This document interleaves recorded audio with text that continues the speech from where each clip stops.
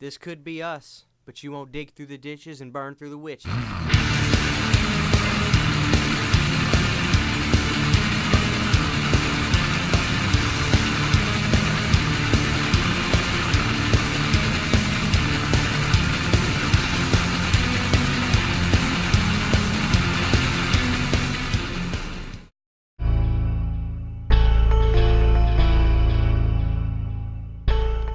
What's going on, ladies and gentlemen, YouTube? Christian Hanna Horror here today, doing something I've been wanting to do for a while, just never got around to it.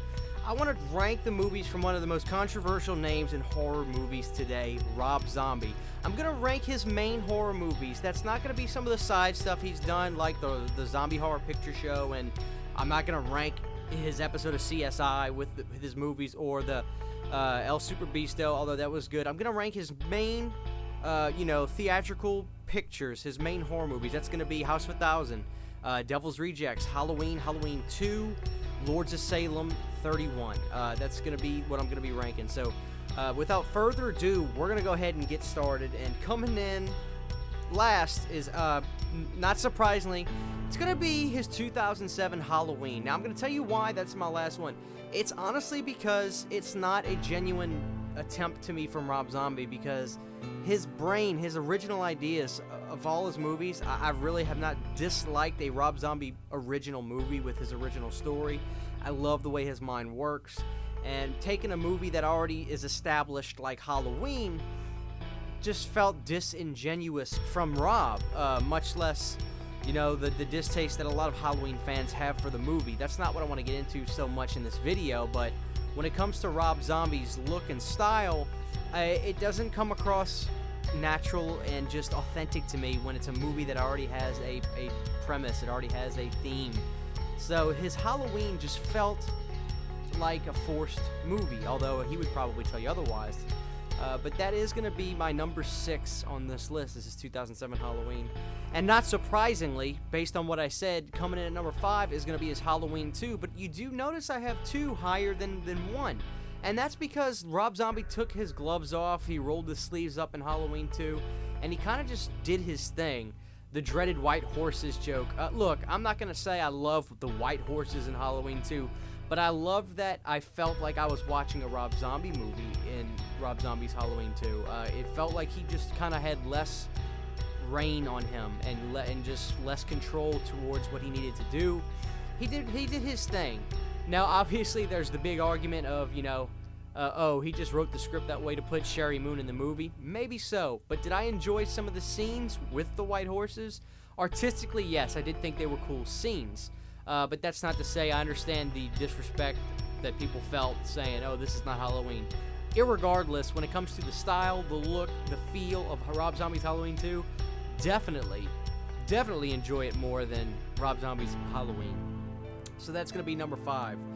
Coming in at number 4 for me is going to be a movie I rewatched last night for this ranking, and that's going to be Rob Zombie's 31.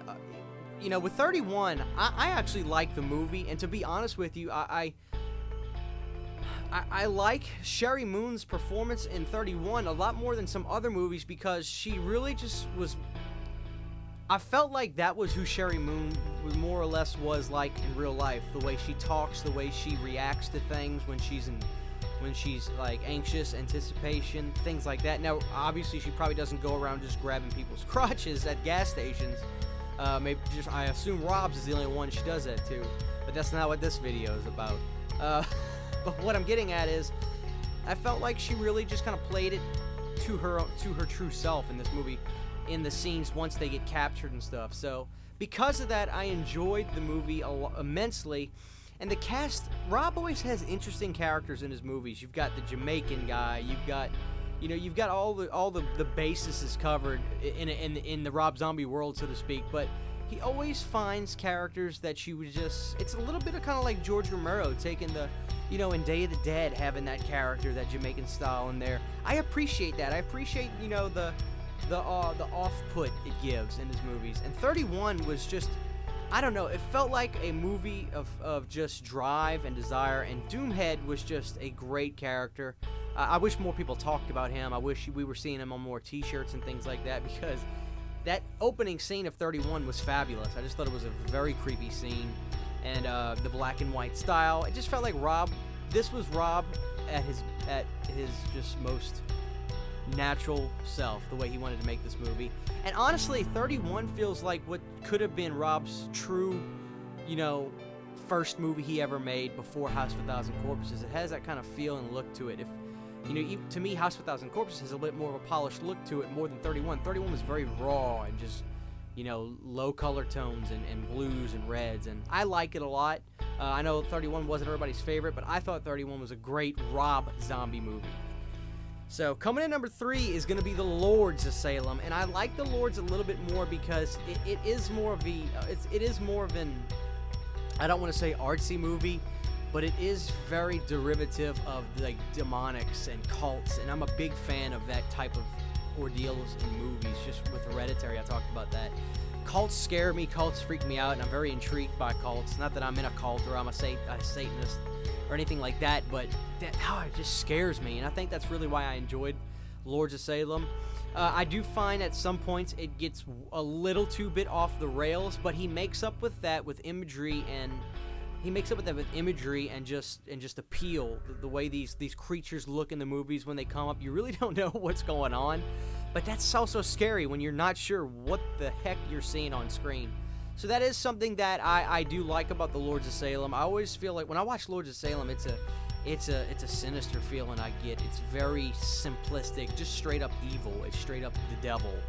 And with Sherry Moon's performance, again, I thought she kind of plays it more to herself. I can see her just being more of a mellow character as well, person in real life.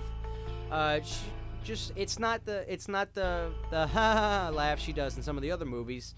Not that I'm saying that's going to affect the movie, because obviously those movies haven't been said in this list yet, but Lords of Salem was not the most well-received movie Rob ever did, but I urge you to go back and give it a shot and watch it for the approach of just the cult and the approach for just Satanism, and how there's always this theme of how the cult style, they creep into your life and they trick you to get into your life. It's in a lot of movies, and it's no exception in Lords of Salem. So, Lords of Salem, a good movie to watch, especially during Halloween time. So give Lords of Salem a watch again, but I got it at number 3 on my list.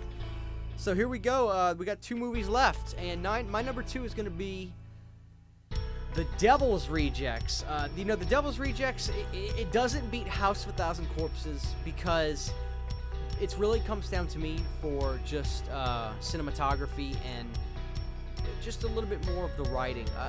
Diving into these characters, the more deeper the way you do in Devil's Rejects, awesome. I don't have a problem with it. I actually have something I really like about the Devil's Rejects that I haven't seen happen in a lot of movies, and I'll get to that. It's just a lot of daylight. It's a lot of outside, and I know that's an appeal for a lot of people. They like that because it's kind of refreshing, and I agree, but the tonality of it with that, it doesn't appeal to me and grab me as much. It's a little bit more comedic. Not that House of a Thousand is necessarily, The Exorcist or anything, but some of the vulgar and some of the gratuity in the movie just seems just a little too much for me. It's not like I can't handle it. It just seemed like, okay, come on. I had moments like that in this movie with Devil's Rejects, but for all those minute issues I have with the Devil's Rejects, Spaulding is at his best. Otis is more mean than ever. He has a great line where he says, "I am the devil, and I'm here to do the devil's work." Great line. Sherry Moon's baby character, she is who she is. She's pretty much just like she is in the House of a Thousand Corpses, just a little bit more developed. What I really like about the Devil's Rejects is the ability to decide, are you on the sheriff's side or are you on the reject side? And whenever I watch this movie, I'm always on the sheriff's side. I want to see the rejects get what they got coming to them.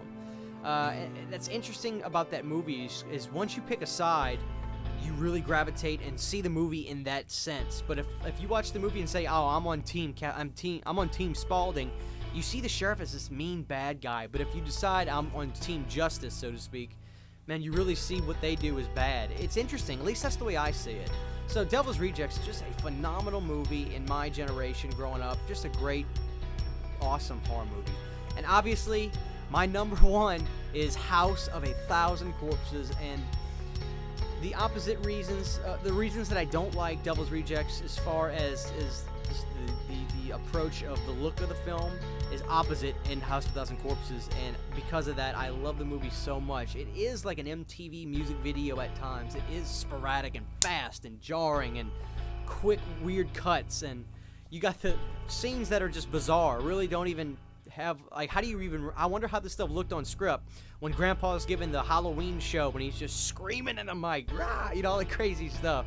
It's bizarre, but it's so Rob Zombie. It's so just energetic and crazy and old school at the same time. The look of Rob Zombie, he definitely has an old school 60s, 50s, even 70s like taste that, man, it's different from just watching a 70s movie. Like, if you watch a movie with Rob Zombie that has a 70s feel, it's a little bit more enjoyable to me than just going back and watching an authentic 70s movie, strangely enough.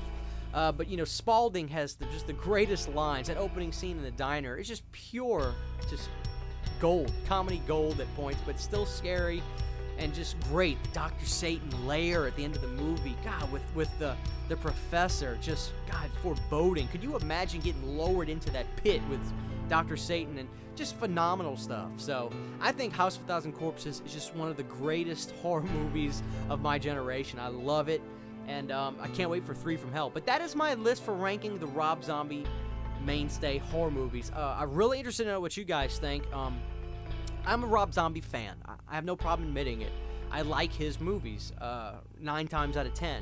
The only movie from his I really just don't love is really just his first Halloween. Other than that, the rest of my list are all movies I love. So I'm really anxious to see what you guys think about these movies. And I'm hoping I can get you guys to kind of, you know, loosen up a little bit to Rob and give some of his movies more of a shot, and not just have a preconceived notion towards him based on your experiences with the Halloween movie. So that's my list, guys. Drop your comments below. Let me know. Please be sure to sub to Christian Hanna Horror for more cool videos just like this.